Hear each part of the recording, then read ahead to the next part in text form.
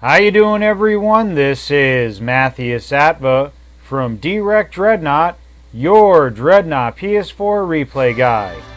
We're at the end of April, so it's time for the monthly Direct Dreadnought PS4 game and channel update. We actually have some news for the game this past month, with a change the devs made to matchmaking, which has some mixed reviews and results. I want to touch on not only what change the devs made in this update, but its effects, implications, and possible solutions to potential problems this change brings. As with all of the Direct Dreadnought monthly updates, I'll also be discussing what's new at the channel and what plans I have for the future. But before we get into any of that, I wanted to briefly acknowledge my viewers and say thanks, and at the end, I wanted to showcase the new digs I have for the Brutus in this replay and some other ship skins I purchased in the past couple months to support the game and where you can find them. The channel is up to 122 subscribers, which is really awesome considering how niche and specific this channel is for Dreadnought content, and that the Dreadnought game has virtually no marketing or advertisement other than the word of mouth from one of the best PS4 player and sci-fi fan communities out there. I'm always impressed by how chill and intelligent this fan community is and how much we all have in common, even though we all come from different backgrounds and represent every race, belief, and personality I can think of. I'm always amazed that Dreadheads seem to like the same shows, movies, cartoons, comics, themes, and hobbies, even though we're all so different. I wanted to give a quick shout out to some of our new subscribers in the last month: Haylox, Papa Smith, Hayden Pendergraph, Will Holderfield, and Mickey James. Welcome to the Dreadheads, folks, and thanks for docking in Sinley Bay. While we're at it, let's not forget our veteran Dreadheads who keep the channel alive and keep it real in the comments. Thank you, Antonio, for all your support and help. Thanks, James Perez, for being a Carrier fan. Thank you, Shane Na, for being badass and loving the game. Special thanks to Jason Shearer for being a true fan and lighting up the comments with so many great ideas. Thank you, Curtis, for being awesome and creative. Special thanks to Vasilius and Sharky for being my OG channel supporters, and thanks to Scroat, Val, and Flame for helping out with the How to Beat the Best series. And a heartfelt thank you to all my viewers and subscribers for making my YouTube Dreadnought hobby fun and worth the time. If you'd like a shout out and to be more involved in our great community, just jump into the comments section and get your dread on. Also, before we get into the news, I wanted to say something quick about this replay. I chose this replay to showcase the dapper new look of my Brutus. However, while processing it, I noticed I happened to kill the same player several times in this replay. I wanted to let all my fans know that I don't single out or bully players when I play the game. To be honest, I rarely look at the names when I fight Dreadnought battles, with the exception of a handful of genuinely dangerous opponents who slaughter entire teams single-handedly, like Scroat, Val, Persistent Flame, Blitz Necro, Sharky, and Vasilius, and a few others. Instead, I usually target players based on ship class, proximity, and strategy, and usually ignore their names. So if you see me kill a certain player more than once in a replay, it really is just a coincidence. Okay, so let's jump into the big news for Dreadnought in April. We just recovered from the big server hardware update last month, which taxed our patience and playtime, but really improved server stability and may be good news for the future of Dreadnought, as it may mean the game will be around on the server past October 2019. Since the holiday time last year, the PS4 server queue times in Legendary have really been poppin'. For the last 5 months, the average queue time for Ledge matches has been around 4 minutes or less. Most matches have new faces every time, and there have only been 1 or 2 bots per team per match, many times no bots at all. This all changed last week, however, which brings us to what the Dreadnought devs implemented in the month of April. Apparently, the 6-foot and gray box push and obsession with spending so much time and resources on Steam and the PC server has not brought the yield of players they were hoping for. Although Dreadnought has been considered a moderate success on PS4 by gaming outlets with relatively strong player count and short queue times, the PC side of the game has not enjoyed the same success. PC server queue times have been longer than ours, and it seems that their player count is weaker than ours as well. To remedy this situation, the devs have increased the number of bots allowed per team from 2 to 3. This doesn't sound like much at first, but its effects have already been seen and felt. For the PC players, this may be good news since their queue times were abysmally long and their player count is fairly low, and PC playstyle tends to be static and less dynamic as the PS4 server.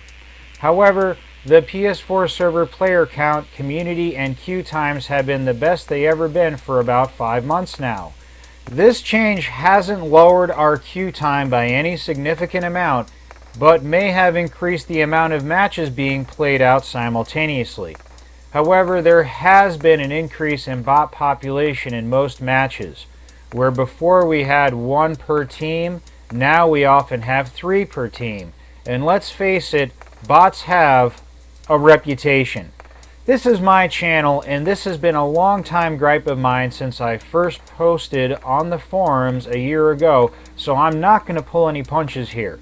Bots are morons. They don't get it. They're a burden to PvP play now, and were even more of a burden in 5v5 before. We have to face facts that currently there is little to no future R&D for the game, so redesigning the AI to be Skynet is probably not going to happen. We also have to face the very probability that barring some sort of miracle, although PS4 player count is still great, it's not going to get better and will probably only get worse with time. But I believe there is an economically feasible solution to fix this problem without backtracking on the decision to include more bots in the matches. See, I think the main problem with the bots is that they lack the strategy, timing, and nuance for using the current AI ship builds properly. They are just not human. They can't get a feel for timing and lack the ability to learn how to use combos like we can. But if you look at some of the current AI ship builds, we see there are some pretty obvious issues that are easy to address. Most notably, the AI has trouble using maneuver builds and status effect module combos. For example, we've all seen AI corvettes afterburner into walls, blink warp to the edge of the map and get stuck, or dreadnoughts target warping into an enemy team unsupported, or AI tacks target warping into the same spot when they are under fire. Likewise, most AI ships don't understand the nuance of complex module weapon systems and status effect combos. AI already will fire status missiles at a distant corvette while they are shooting a nearby dreadnought, or AI corvettes will randomly drop mines far from enemies while trying to shoot them with their laser secondaries, or AI destroyers will even launch a Goliath and then fly into it. Bots just don't get it, and I propose an easy solution. Give the bots basic builds with the proper tools to be effective fighters and support human allies. For instance, replace maneuver modules with armor modules instead. Replace status effect modules with damage modules, and use modules that boost nearby allies or shield team members from missiles or nukes. This way the bots can perform fire suppression and team support for their human allies without being so easily destroyed and being such a burden for human players.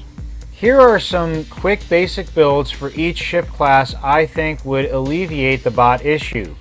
Make all bot corvette builds Cloak, Torpedo Salvo, Blast Pulse, and Armor Amp.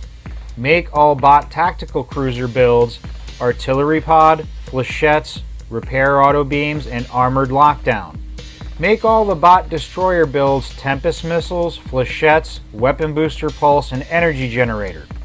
make all bot arty builds bomb catapult, flechettes, anti-nuke lasers, and armor amp, and make all bot dreads have nuke, vulture missiles, armor booster pulse, and armor amp.